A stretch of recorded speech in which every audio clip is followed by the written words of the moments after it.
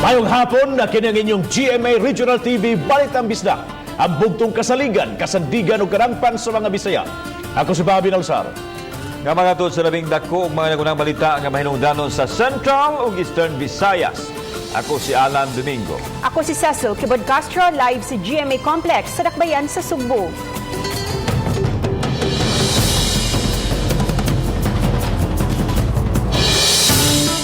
Mga kapuso, karong adlaw, mitungtong na ngadto sa 13 milyonas ang natalang kaso sa COVID-19 sa tibuok kalibutan.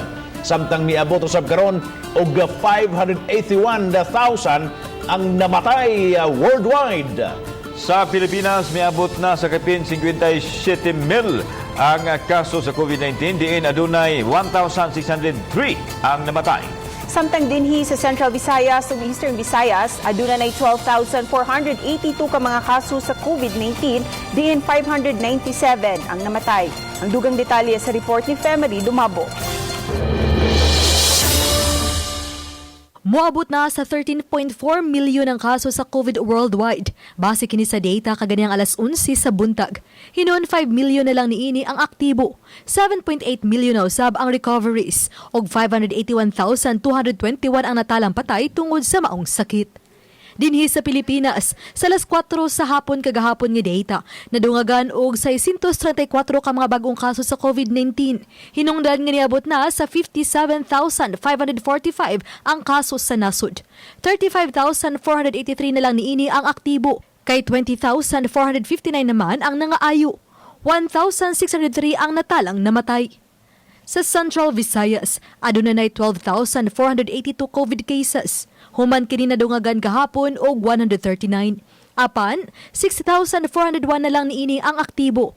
5,484 ang recoveries og 597 ang deaths. Sa kapin 12,000 ka mga kaso sa Central Visayas, 7,589 niini ang gikan sa Cebu City. 2,160 ang gikan sa Cebu Province. Ana gihapon sa katulo ang dakbayan sa Mandawi nga adunay 1,324 cases.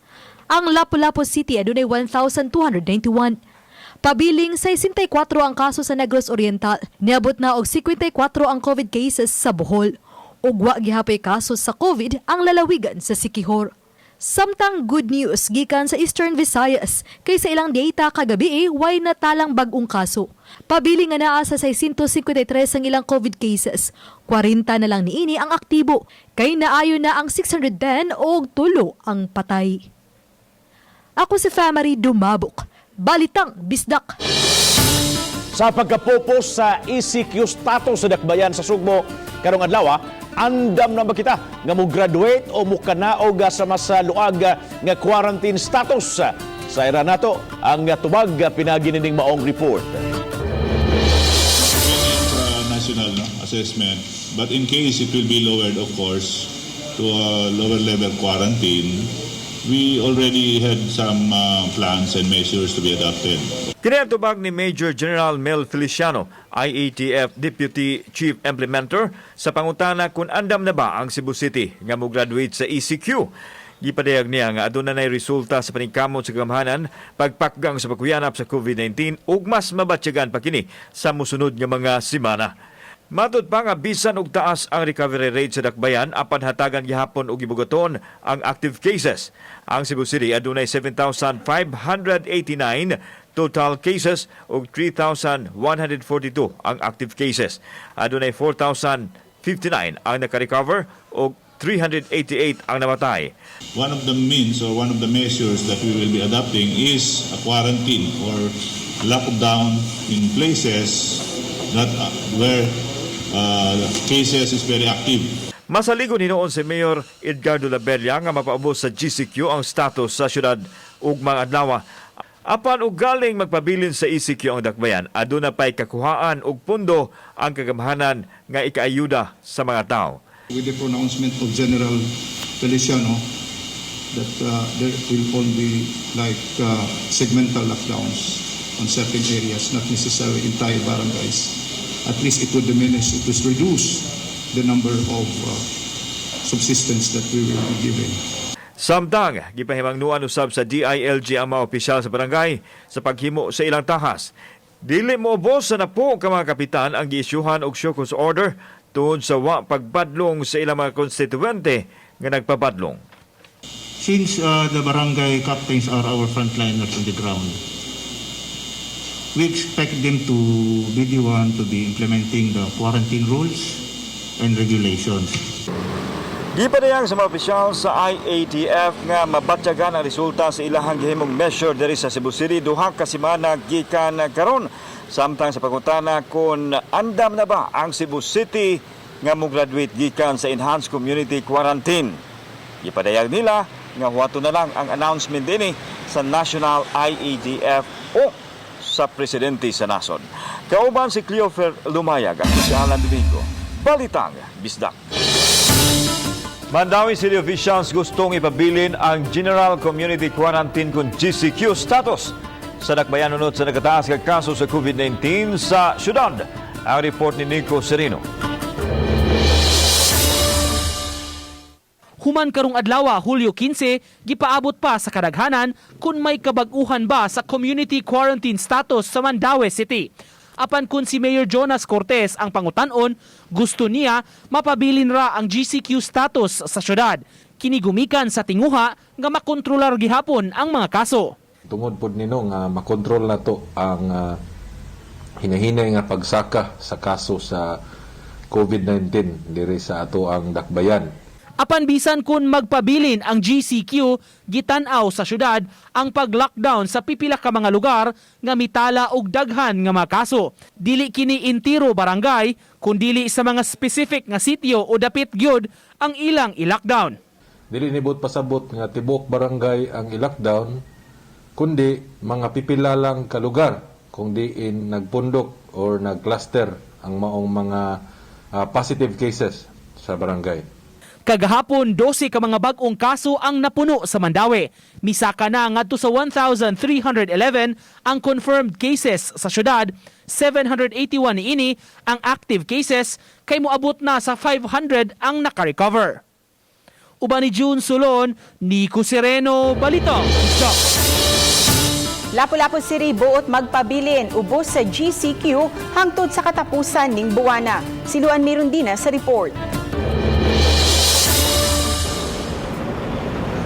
Karong adlaw, mitala og 16 ka mga bag-ong konpermadong kaso sa COVID-19 ang Lapu-Lapu City. Upat gikan sa Barangay Pusok, tagtulo sa Barangay Basak ug Marigondon, samtang tagsa ka kaso sa Barangay Babag, Bangkal, Mactan, Maribago, Pahak ug Paho. Kini ang usa sa labing ubos nga mga COVID cases sa Lapu-Lapu City itandi sa nakalabayng simana.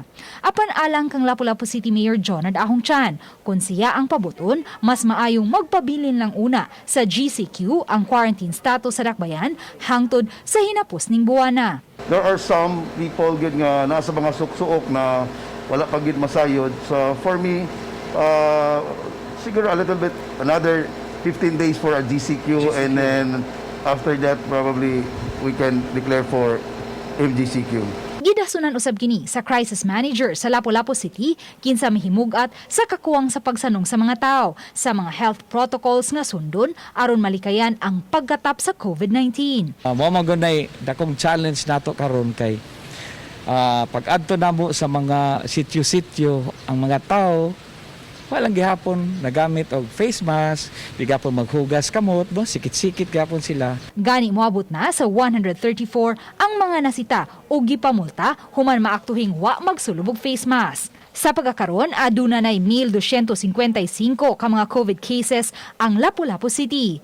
546 niini ang naka-recover na o nakauli na sa ilang panimay. Samtang 60 na ang nakalas. Uban ni Godfrey Rilien, Luan Merondina, Balitang Bisdak. Barangay Donglog sa Dakbayan sa Talisay nag-una sa mga adunay aktibong nga kaso sa COVID-19. Samtang mukapina sa 500 ang COVID positive sa Dakbayan. Si Lian Singkulan sa report. Kagahapon, laing 20 ka mga bag-ong kaso sa COVID-19 ang nadungag sa dakbayan sa Talisay.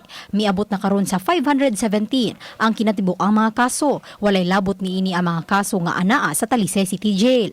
Hinuon 17 ka mga recoveries ang natala kagahapon nga mosumada na sa 217 ang mga nangaayo. 241 ang mga aktibong kaso, samtang 59 na ang mitaliwan. Apan matod ni Mayor Samsam Gulyas, 49 ka mga namatay ang na-validate na sa Department of Health.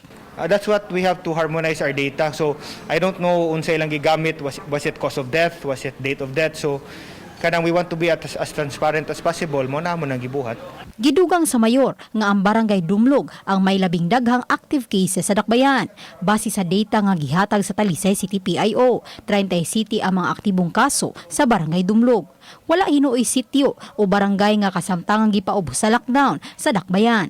We're looking at naman may kanang murag mapa na asa na sila dapita.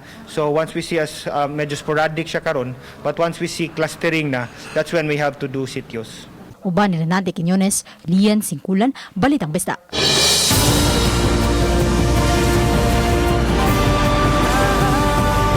Kini ang GMA Regional TV Balitang Bisda.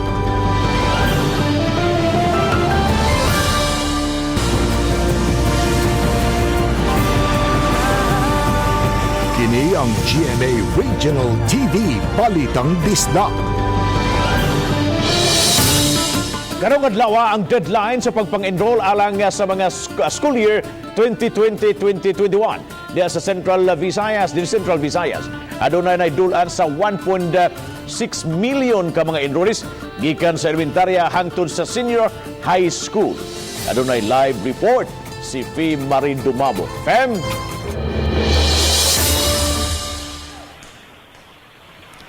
Bob, gitug-an ni DepEd 7 Regional Director Celestiano Jimenez nga bisan kun karon ang deadline sa enrollment, wadawat gyapon hinuon sila og mga mopaapa sa pagpa-enroll, ilabi na niadtong mga locally stranded individuals o mga natanggong sa laing lugar. Sa talaan sa DepEd 7, 84% na ka mga estudyante ang nakapa-enroll kung dulan sa 1.6 milyones ang alang ning school year 2020 to 2021. Apan sa mga pribadong tunghaan, anaa pa sila sa 24%. Apan base sa nangaging katuigan matod sa DepEd, sagad sa mga estudyante usa ka semana sa dili pa magbukas ang klase magpa-enroll. Pipila usab ka mga enrollees ang ni-transfer gikan sa pribado ngadto sa pampublikong tunghaan, gumikan sa problema karon dalas sa pandemic. 13 divisions out of the 19 divisions, ang ilang enrollment sa senior high is already more than 100%. So sa ato pa ning sobra na sa target sa grade 10 completers katuning graduate o ning human sa junior high nga instead nga moadto private school nya ka senior high at mga universities, wala na mo padayon dito. Karong Agosto 24 na ang schedule sa pagbukas sa klase ug nasabutan nga alang sa Central Visayas, modular ang pamaagi sa pagtudlo sa mga tinunan. Buot ipasabot, sinima na ang paghatag sa mga learning materials ug tabangan sa mga ginikanan o guardian ang pagkat-on sa mga bata diha sa ilang mga panimay. Dili susama sa nangaging mga school year, lahi usab nga pamaagi sa grading system ang ilang ipatuman. Dili na mao ang atong grading system nga sa una, ang bata usay mag-cheat kay tungod gusto nga dako og score karon no. So it's more on the skills development ang atong gitan-aw. So, unsay performance sa bata based on the skills na to be developed. Gumikan kay sagad sa mga pampublikong tunghaan gigamit isip quarantine facility, gitin-aw ni Jimenez nga base sa mando sa IATF kutobra kini sa Hulyo 30 aron doon na pay panahon sa pag-disinfect sa mga tunghaan.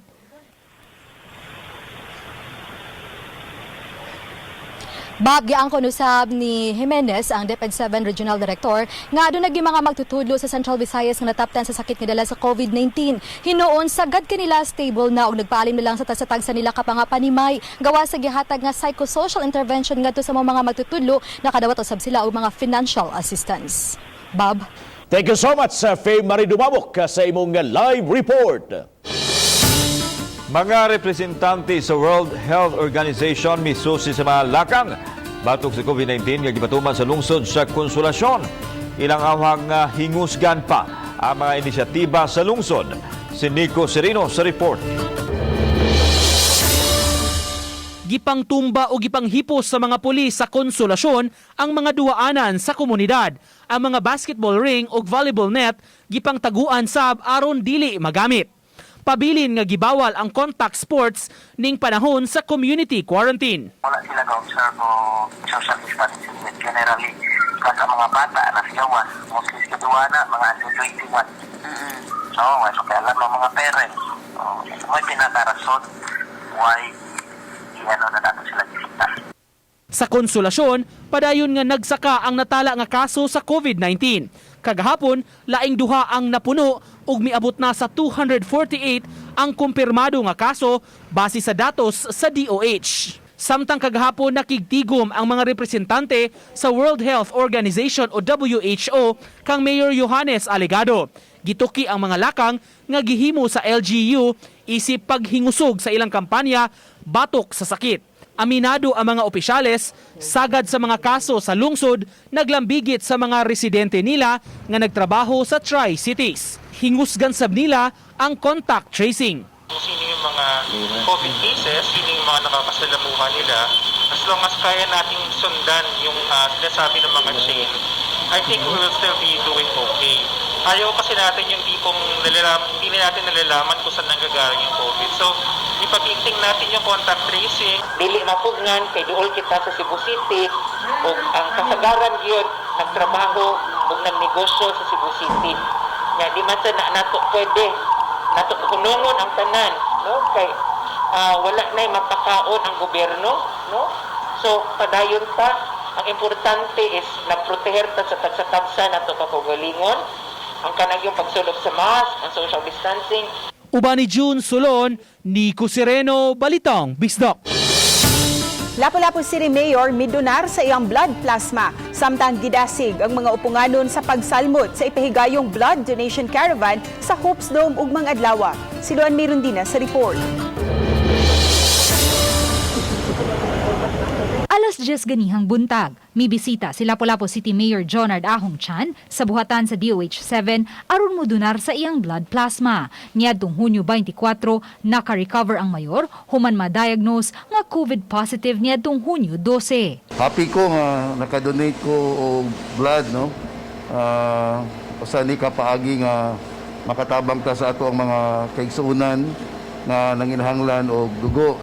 Gipasabot ni Dr. Mary Jean Loreche, spokesperson for COVID-19 sa DOH-7, nga kalipikado nga modonar sa ilang blood plasma ang mga COVID survivor nga nakatapos na sa 14-day quarantine ug nagnegatibo sa ikaduhang swab test. He underwent regular blood donation wherein we get 1 unit of whole blood, 450 ml. So kana siya atong i-process, component therapy ang tawag ana niya. So we have it in the blood bank wherein we now try to separate the various components of the whole blood.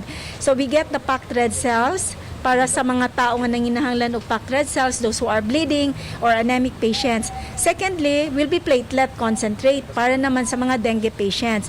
And the third component that we will do with his blood is the fresh frozen plasma. Matud sa DOH, ang pag-donate og dugo sa mga COVID survivors nakatabang dili lang alang sa mga COVID patients apan lakip na sa kakuwangan sa supply sa dugo lukop rehiyon.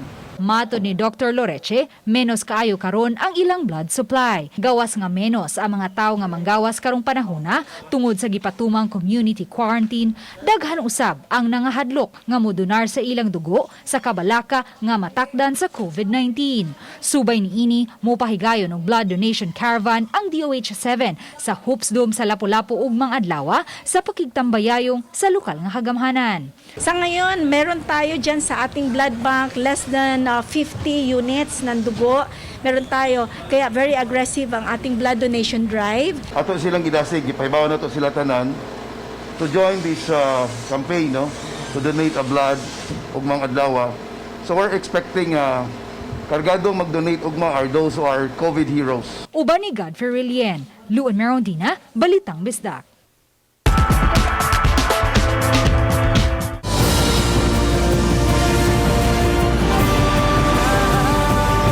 Kini ang GMA Regional TV Balitang Bisdak.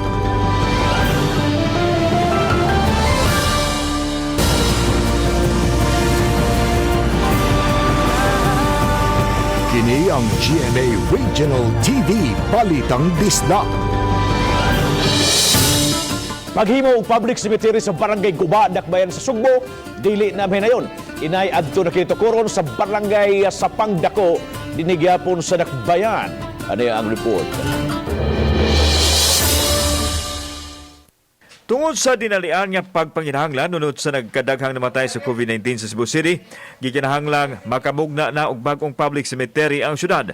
Mismo si COVID overseer Roy Simato ang nangita og burial site. Sa usa ka sitio sa barangay sa Pangdako ang napilian nga i-develop isip bag-ong menteryo. Hopefully, if it would pass through the environmental requirements, then hopefully it will serve. It's a 2-hectare lot, but it's expandable. It can be increased. Samtang ang nahaunang napilian nga luna sa Barangay Guba dili na mahinayon tungod sa isyu may kalabigitan sa kaligupan. Una ninig isyuhan og notice of violation sa DNR 7 ang syudad tungod sa pagpamutol sa 389 ka punuan sa kahoy. Gingong illegal kini tungod sa walay pagtugod sa DNR. Gumikan nini, mipili ang dakbayan og laing dapit nga kapahilunaan sa mga mamatay. I think there were some environmental concerns raised on the area. Kauban si Cleofer Lumayag, ako si Alan Domingo. Balitang Bisdak. Department of Health milagway nga doon na paigong bed capacity ang mga hospital sa Subo alang sa mga COVID patients. So kuhay dito sa Kuluhan nga halos napuno na ang matabalanan sa mga pasyente sa COVID-19. Suman ni Director Jaime Bernada sa Department of Health Central Visayas nga misakang bed capacity sa mga tabalanan. Karon, samtang nanawagan ng DOH sa mga COVID recoveries nga dili ibaligya ang ilang blood plasma. Hingpit kining ginili matod sa mga opisyal sa IATF. Ayo nga ni karon nga mga niagi nga duha ka semana, nakita usab nato ang pag-us-us sa mao nga mga kaso o nakita usab nato ang pag-improve sa atong hospital kanang occupancy rate. Wala pa gani makabangon sa kalisod mugna sa pandemya, gihambok ang mga mag-uuma sa ilang kontra. Gihulagway nga army worm nga klase sa ud miatake sa ektaryang kamaisan sa pipila ka lungsod sa Negros Oriental. Adunay bag-o pa unta gani kaayong nanubo ug bag-ong surko. Nabalaka kaayo silang nangalaya na ang ilang mga hinaguan ug siningtan nila nga umahan. Mao na lang ang ilang paglaom ug pagampo nga mabinlan sa ud ug bisan gamay nga masanggi alang sa ilang pamilya. Sabi makaon, mga utang mo na ipautang. Kasi pautang na itong panahon ron nga. Isod makain ron kay mamkaning atong daon man ron. Lagi gilimbiyuhan lam na kung ilalom sa mais kay ato man manago ang ulod ug maingon na ron tang init na. So ang ato lang nga kuan Bana-bana sa Department of Agriculture nga dili moubos sa 350 hectares sa kamaisan ang giatake sa army worms. Gimatinihan lang una og insecticide kay nahutdan og kemikal nga pangpatay sa ud.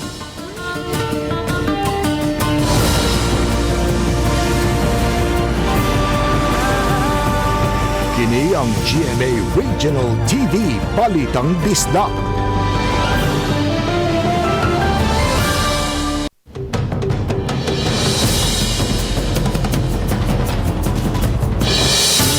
Usa ang nagpositibo sa 30 ka mga personnel sa Talisay City Jail nga gipaubos sa swab testing.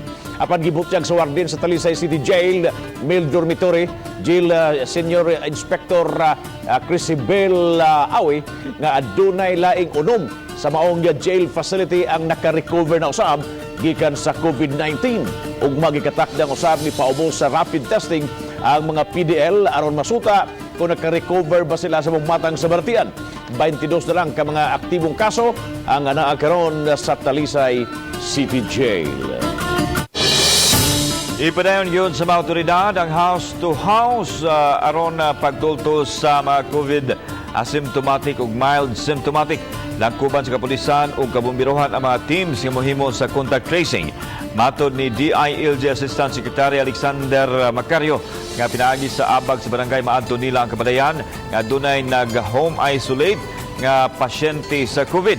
Kinahanglan nga sa usa ka isolation facility moadto ang mga nataptan sa COVID ug dili sa balay, ilabi na kung dili haom ang balay nga himuong home quarantine facility.